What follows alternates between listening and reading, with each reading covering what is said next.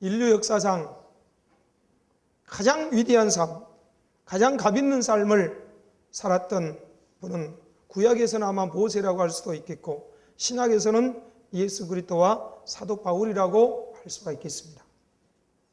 예수님께서는 하나님의 뜻을 따라 인류를 구원하기 위해서 십자가를 지는 사명을 감당하는 삶을 사셨습니다. 모세는 애굽에서 종살이하는 고통받는 민족을 해방시키기 위해서 공주의 아들의 칭함을 거절하고 하나님의 백성과 함께 고난의 길을 택해서 사명의 길을 살았습니다. 사랑하는 성도 여러분들, 오늘 우리가 이 짧은 생애를 살면서 무엇보다도 하나님께로부터 사명을 받아서 사명을 따라 살아가는 값진 생애를 살아가는 우리 모두가 되시기를 예수 이름으로 축원합니다. 그런데 이 문제는 이 사명을 따라가는 길이 쉽지가 않다는 것입니다. 많은 유혹이 있고 시험이 있고 걸림돌이 있고 장애물이 있습니다. 이 많은 장애물 중에 가장 우리를 힘들게 하는 사명의 길을 가로막는 장애물은 무엇이겠습니까? 바로 우리 자신입니다. 내 자아, 깨어지지 않는 나의 이 자아가 하나님의 뜻, 부르심을 받아서 사명의 길로 가는 길을 가로막고 있다는 것입니다. 내 마음대로 살고 싶고 내 뜻대로 살고 싶고 내 욕심대로 살고 싶은 이 자아. 그래서 하나님께서는 우리를 부르시고 나서 사명의 길로 인도하시고 나서 이 자아를, 교만했던 자아들을 깨뜨리는 작업을 반드시 행하게 되는 것입니다. 하나님께서 모세를 부르시기 전에 모세는 참으로 자아가 강한 사람이었습니다. 자기의 어떤 지식과 능력과 자기의 열심으로 이 민족을 해방시켜 보려고 애를 썼습니다. 그에게는 권세도 있었고 힘도 능력도 모든 게 다 있었지만 결국 그는 실패입니다. 살인자가 되고 결국 도망자 신세가 되어서 미디안 광야에서 40년 동안을 목동으로 살게 됐습니다. 이 연단의 세월이 40년이라는 세월이었습니다. 깨어지는 세월이었습니다. 이 40년이 지난 후에 드디어 모세의 자아가 깨어졌을 때 비로소 하나님은 모세에게 나타났습니다. 모세의 자아가 깨어지는 순간 사명의 새로운 길이 열리게 됐다는 것입니다. 모세는 호렙산 가시떨기 불꽃 가운데서 나타나신 하나님으로부터 진정한 사명을 받고 그 사명의 위대한 삶을 시작하게 됐습니다. 오늘 이 시간에 우리 모두가 이렇게 모세를 부르신 하나님, 오늘 하나님의 말씀을 통하여서 사명으로 사는 길이 어떠한 길인지 그 길을 오늘 깨닫는 시간이 되기를 바랍니다. 첫째, 사명의 길은 하나님 앞에서 사는 신전의식으로 사는 것입니다. 오늘 하나님께서 모세를 부르실 때 모세야 모세야 내가 선 곳은 거룩한 곳이라. 지금 모세는 어디에 있습니까? 예루살렘 성전에 있는 것도 아니고 왕궁에 있는 것도 아니라 황량한 광야에 서 있습니다. 그런데 하나님께서 그 황량한 광야를 거룩한 곳이라고, 거룩한 땅이라고 말씀하십니다. 왜 그렇습니까? 하나님이 거기 계시기 때문입니다. 우리 인생이 서 있는 모든 곳이 다 거룩한 곳인 줄로 깨닫게 되시기 바랍니다. 왜냐하면 하나님은 영이시고 보이지 않지만 지금 우리 앞에 계시기 때문입니다. 모세가 과거에 살았던 왕궁이나 지금 서 있는 떨기나무 불꽃 가운데나 어느 곳이나 우리가 사는 집안이나 또 직장이나 사업장이나 어디에서나 다 하나님이 계시고 그 하나님 앞에 우리가 서 있다는 것을 항상 잊어버리지 말아야 된다는 것입니다. 시편 139편에서 다윗은 여호와여 주께서 나를 살펴보셨으므로 나를 아십니다. 내가 앉고 일어섬도 하시고 멀리서도 나를 밝히 아시오며 나의 모든 길과 내가 눕는 것을 살펴보셨으므로 나의 모든 행위를 익히 아시오니 여호와여 내 혀의 말을 알지 못하는 것이 하나도 없습니다. 내가 주의 영을 떠나서 어디로 가며 주의 앞에서 어디로 피하리까? 내가 하늘에 올라갈지라도 거기 계시며 음부에 내 자리를 펼지라도 거기 계시나이다. 내가 새벽 날개를 치며 바다 끝에 가서 거기 거할지라도 곧 거기서도 주의 손이 나를 인도하시며 주의 오른손이 나를 붙드시나이다. 어디로 가나 무엇을 하나 다 하나님 앞에 우리가 서 있다는 사실, 바로 사명의 길은 이 신전의식으로 사는 길입니다. 지금 우리는 하나님 앞에서 예배를 드리고 있습니다. 시장에서 장사할 때도 하나님 앞에 서 있는 것이고, 가정에서 주부가 음식을 만들 때도 하나님 앞에 서 있는 것이고, 직장에서 일을 할 때도 하나님 앞에 서 있는 것이고, 학교에서 공부하거나 가르칠 때도 하나님 앞에 서 있는 것이고, 이 거룩하신 하나님 앞에서 우리가 살고 있다는 이 사실을 잊지 말라는 것입니다. 그러므로 우리가 참 자가 깨어지기 어려운데 금식을 해도 안 되고 참아도 안 되고 참기 못된 자는 언제 어디서나 또 나타나게 되는데, 그때마다 참을 수 없을 때, 어떤 욕망이 일어날 때, 내가 죄의 소욕이 일어날 때, 오늘 우리 속에 어떤 악한 것들이 일어날 때, 오늘 우리 속에 더러운 것들이 생각날 때, 그때 내가 지금 하나님 앞에 서 있다는 사실을 기억하시고 그 앞에서 말하고 행동할 수 있는 우리 모두가 되시기를 축원합니다. 요셉은 언제나 이런 하나님의 임재 앞에서 신전의식으로 살았습니다. 그래서 보디발의 집에 가서 종살이 할 때도 사람의 눈치를 안 봤습니다. 주인의 눈치를 안 봤어요. 왜? 지금 내가 하나님 앞에 서 있기 때문에. 그 하나님 앞에서 자신의 최선을 다해서 일을 할 수 있었고, 또 보디발의 아내가 유혹할 때에 그는 내가 어떻게 하나님 앞에서 이 큰 죄악을 저지를 수 있으리요 하고 이겨낼 수가 있었던 것입니다. 하나님 앞에서 사는 우리들의 이 의식, 신전의식을 가질 때 우리는 이런 모든 시험과 죄의 유혹과 욕망들을 이겨낼 수 있고 끝까지 사명을 감당하게 될 줄로 믿습니다. 두 번째로, 우리가 사명의 길을 살 때 거룩하신 하나님 앞에서 신을 벗어야 된다는 것입니다. 모세야, 내가 선 것은 거룩한 것이니 내 발에서 신을 벗어라 했습니다. 당시 노예는 신을 신지 못했습니다.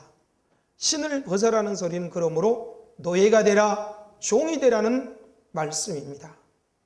노예는 인격이 없습니다. 권리도 없습니다. 주장도 하지도 못합니다.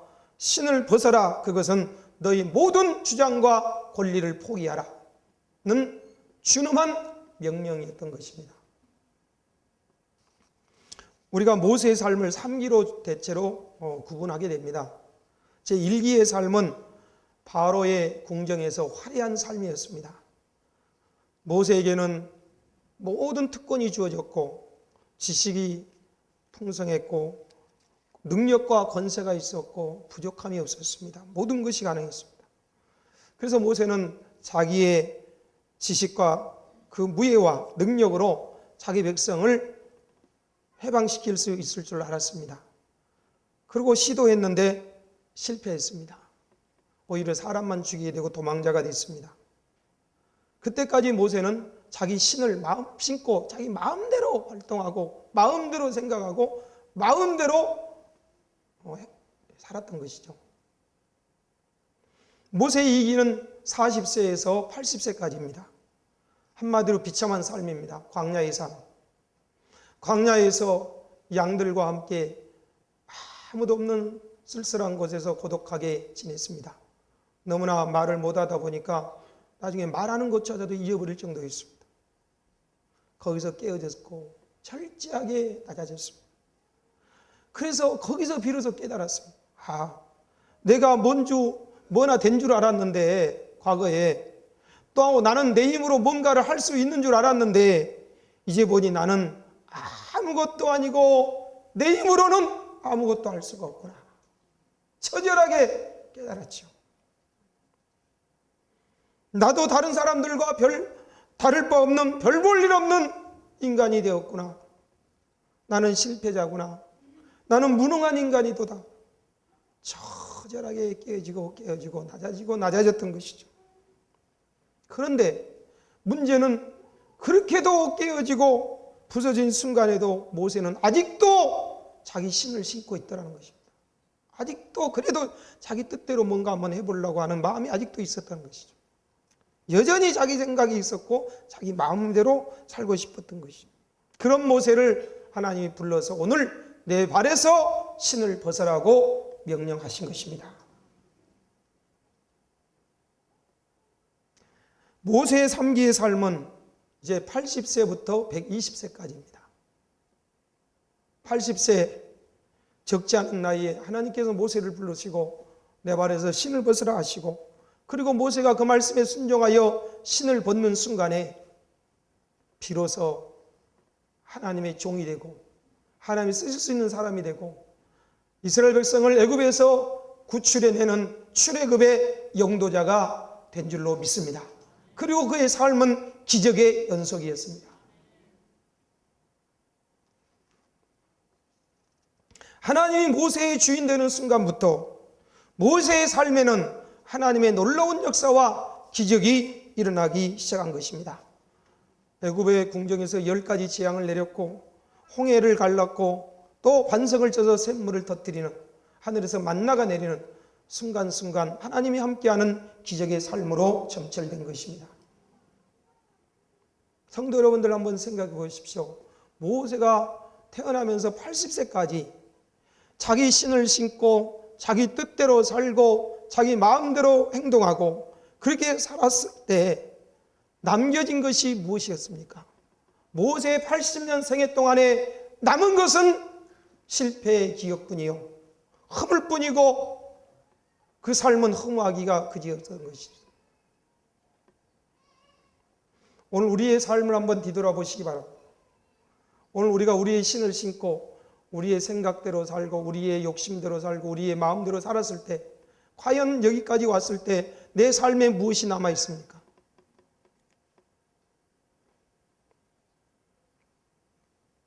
실패와 허물뿐이 아니겠는가? 공허한 삶이 아니었는가 하는 것이죠. 그러나 모세가 신을 벗고 이제 하나님을 주인으로 모시고 새로운 삶을 출발할 때 모세의 남은 40년의 생애는 가장 값있고 고귀하고 위대한 삶이 된 줄로 믿습니다. 하나님의 기적을 경험하는 삶이 됐다는 것입니다. 믿음 좋은 한 유명한 한의사 한 분이 있었습니다. 한의사 국가고시에서 전국 수석을 했습니다. 한의학 박사를 받았습니다. 그때만 해도 자기는 내가 정말 뭔가 할 수 있는 사람이라고 생각됐고 자신이 최고같이 생각이 됐습니다. 그리고 열심히 신앙생활도 했습니다. 교회에 열심히 충성한 결과 약관의 나이 41세 장로로 선출이 됐습니다. 사회에서도 잘 나가는 한의사고 교회에서도 인정받은 장로가 됐으니 참 자기도 모르는 사이에 점점점 마음이 높아지고 교만해지는 것을 깨닫지를 못했습니다. 그래서 스스로 고백하기를 내 입에도 내 말에도 내 어깨에도 힘이 많이 들어갔다고 했습니다. 그것이 자기의 일기 인생의 화려한 삶이었다는 것입니다. 그런데 하나님을 믿는다고 열심히 했지만 사실은 하나님 만나지 못한 피상적인 삶이었고 그러다가 제2기 깨어지는 삶을 맞게 됩니다. 엄청난 시련과 고난을 당하게 되고 그러면서도 여전히 자기가 신발을 신고 자기 뜻대로 그래도 고집대로 살려고 뛰어다녔다는 것이죠. 하나님께서 사람 막대기와 인생 채찍으로 그를 연단하시는데도 깨닫지를 못했다는 것이죠. 그래서 그는 호기를 부려가지고 집 가까운 곳에 어려운 교회로 옮겨서 그 교회를 돕겠다고 당회에다가 장로직 사표를 냈습니다. 근데 막상 교회를 옮기다 보니까 얼마나 풍파가 많은지 감당하기가 어려웠어요. 너무너무 괴로웠어요. 그래서 결국 그 교회를 떠나고 새로 개척을 하기로 했어요. 돈이 있으니까 개척도 하겠죠. 목사님을 모시고 개척을 했는데 또 거기서 실망합니다. 또 어려움을 당하고 시련을 당하고, 그리고 교회를 두고 또 나오고, 이러기를 몇 번 반복을 하는 것입니다. 뿐만 아니라 말할 수 없는 실수와 실패 속에서 참으로 고통을 하고 있습니다. 그래서 한없이 초라해지기 시작했습니다. 그리고 모세처럼 깨달았죠. 나는 아무것도 할 수 없는 그런 존재구나. 나는 아무것도 아니구나. 이때까지 내가 뭔가 된 줄 알았더니 아무것도 아니었구나.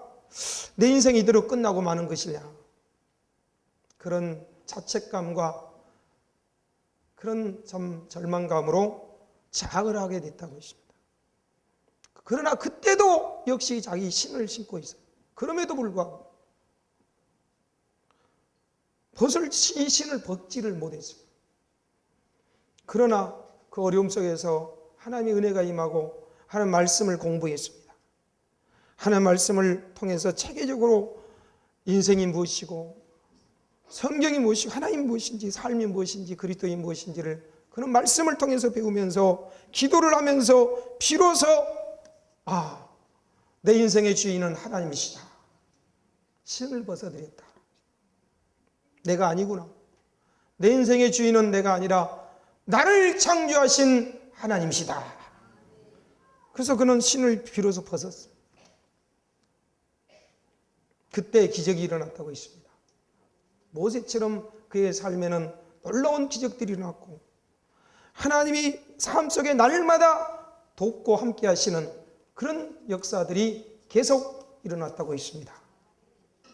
사랑하는 성도 여러분들, 혹시 우리가, 저와 여러분이 자꾸 어떤 일이 풀리지 않고 더 힘들어지고 산 넘어 산이고 강 건너 강이고 어려움이 가중되고 있다면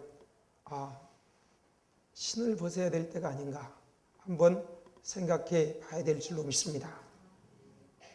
이제 우리가 가지고 있는 내 뜻대로 내 고집대로 내 생각대로 살려고 하는 이것을 내려놓고 하나님의 말씀에 순종하는 종의 자세로 돌아가게 되시기를 축원합니다. 특별히 내가 아니면 안 된다는 생각을 버려야 된다 했지. 내가 아니하라도 하나님은 다 하십니다. 그 일은 나만 할 수 있다. 이 생각도 버려야 된다. 이건 다 교만한 생각들이죠. 하나님이 하십니다. 하나님이 역사의 주관자고 내 인생의 주관자이시고 하나님이 주인 되어서 모든 것을 우리보다 더 잘 해결해 주실 줄로 믿습니다. 세 번째로 사명의 길은 하나님의 지팡이를 잡고 가는 길이다. 이스라엘 백성이 애굽에서 탈출하기 위해서는 이 애굽 군대와 싸워서 이겨야 됩니다. 그런데 애굽 군대와 싸우기 위해서는 창검을 손에 잡아야죠. 그리고 싸워서 이겨야 되잖아요. 그런데 하나님께서는 그 무기를 잡지 말고 지팡이를 잡아라고 말씀하십니다. 이 지팡이를 잡고 이 백성을 해방해라. 무기 대신 지팡이를 잡아라는 이 말씀은 무엇을 뜻하겠습니까? 그것은 너의 모든 능력을 버리고 너를 의지하지 말고 오직 전적으로 하나님만 의지하라는 말씀입니다. 지팡이는 무엇입니까? 이 목동에게 있어서는 가장 중요한 삶의 도구입니다. 지팡이로 양을 몰고 이 지팡이로 맹수를 물리치고 피곤할 때는 지팡이를 짚고 걸어가고 이 모세는 40년 동안 이 지팡이를 의지하고 살았습니다. 이 지팡이가 모세에게 있어서는 의지했던 대상이었던 것이죠. 그런데 하나님께서 이 지팡이를 던지라고 했을 때 지팡이가 뱀이 됩니다.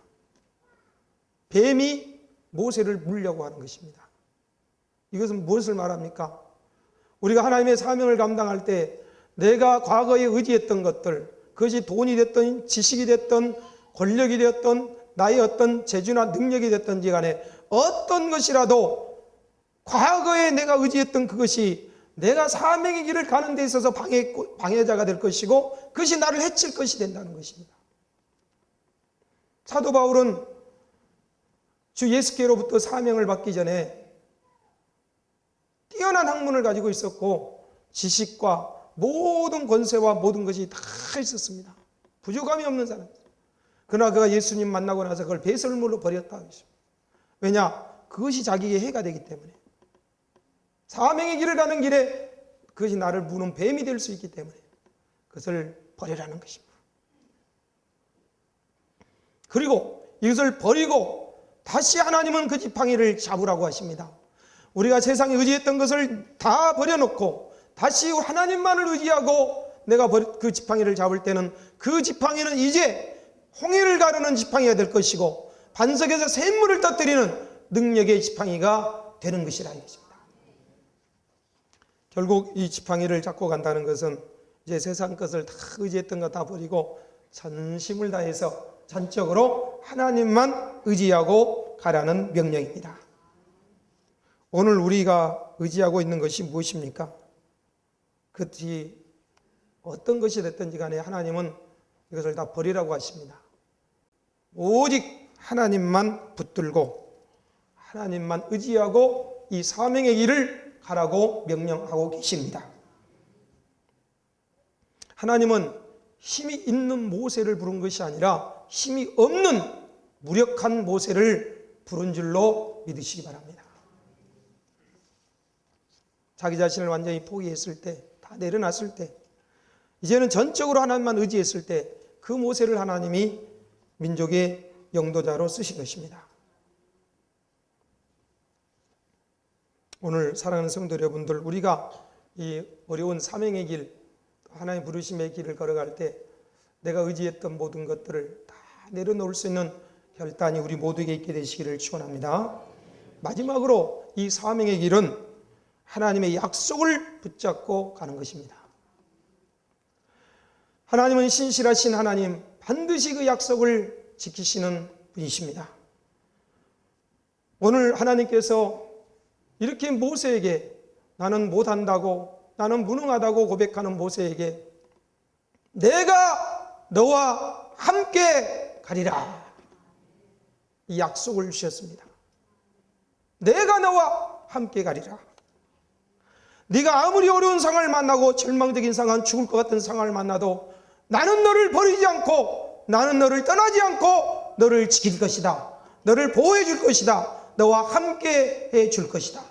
그러니 이 약속을 믿고 너는 담대히 사명의 길로 나아가라는 것입니다. 여러분, 400년 동안 학대받던 이스라엘 백성이 세계 최강의 군사를 가진 애굽의 군대를 어떻게 이길 수가 있습니까? 어떻게 해방될 수가 있습니까? 불가능합니다. 그러나 하나님이 함께 하실 때는 가능하게 된 줄로 믿습니다. 하나님이 함께 하실 때는 홍해도 육지같이 걸어갈 수가 있는 것이고, 하나님이 함께 하실 때는 아말렉 대적을 물리칠 수가 있는 것이고, 마침내 하나님이 약속하신 적과 꿀은 가나안 땅으로 들어가게 될 줄로 믿습니다. 여러분들이 사시다가 힘들고 어려울 때 내가 하나님의 사명을 감당하고자 하는데 너무나 벅차고 정말 어렵고 힘들 때, 그럼에도 불구하고 지금 나와 하나님이 함께 하시도다, 임마누엘, 하나님의 약속을 붙드시기를 축원합니다. 내가 너를 떠나지 아니하고 내가 너를 버리지 아니하리라. 내가 물 가운데 불 가운데도 너를 지켜줄 것이고 내가 너를 보배롭고 존귀하게 만들어 주리라. 예수님께서도 이 말씀을 하셨죠. 나를 보내신 이가 나와 함께 하시도다. 내가 항상 그의 기뻐하는 일을 행함으로 나를 홀로 두지 아니하시도다. 사명으로 사는 길은 하나님이 책임져 주시고 하나님이 보장해 주시고 하나님이 함께 주는 길인 줄로 믿으시기 바랍니다. 이 세상에 제일 좋은 것은 하나님이 나와 함께하는 것입니다. 우리 주님의 손잡고 우리 사명의 길을 끝까지 걸어가게 되시기를 축원합니다. 말씀을 마치겠습니다. 이 세상에서 한 번밖에 살 수 없는 짧은 생에 보다 값있게, 보다 정말 보람있게, 의미있게 살아가기 위해서 우리 무엇보다도 사명을 발견해야 되고 하나님 주신 사명을 붙들어야 되고 그 사명을 감당하기 위해서 우리는 하나님 앞에서 산다는 신전의식을 가지고 그리고 내 신을 날마다 벗어드리고 내가 종으로서 하나님의 말씀에 순종할 수 있는 결단을 하면서 나와 함께 하신 하나님의 약속을 붙들고 끝까지 우리 모두가 승리할 수 있는 승리자들, 사명자들이 되기를 예수 이름으로 축원합니다.